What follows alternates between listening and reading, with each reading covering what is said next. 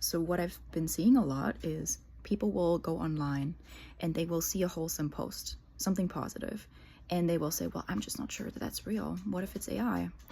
And I'm like, that's a legitimate question. Pixie, out of the bedroom. That's a legitimate question. You should probably ask that. But you have more tools now than you've ever had to find out if it is real or fake. Okay? And all you need to do is run it through literally any AI chatbot, or if you don't want to do that because you don't trust AI, Pixie, out. If you don't trust that, then run it through TinEye, run it through, a Google reverse search or whatever. There's literally tools that pre-existed AI chatbots, AI chats, like you have all the abilities to just find out instead of sitting in doubt and spreading the doubt. Like, oh gee, I just don't know if that's real. I just don't know if we should be too happy about this because what if it's fake? But guess what? The same doesn't happen when it's a rage bait post, when it's an engagement farming post that just feeds off of the division that we got going on. And God forbid, if it's a post that is explicitly made by somebody to create further unrest, okay? I cannot even tell you the amount of times that I've seen a random account, and they were all different, post about the same criminal trial that is scheduled for next year, that where it's like, oh, this guy's getting the death penalty for stabbing this other guy. And I'm like, well, personally, I would be cool with that.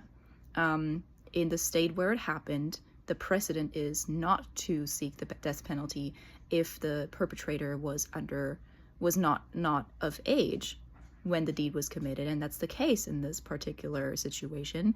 And so it's like, so you look at that and you're like, okay, I'm gonna research what is real and what is not real before I react, before I form an opinion, before I allow that to inform me about the intents of the source, before I allow that to inform me about the state of the nation, or anything along those lines, okay? And the thing is, none of us are immune to being kind of baited by stuff like that and falling for it, because,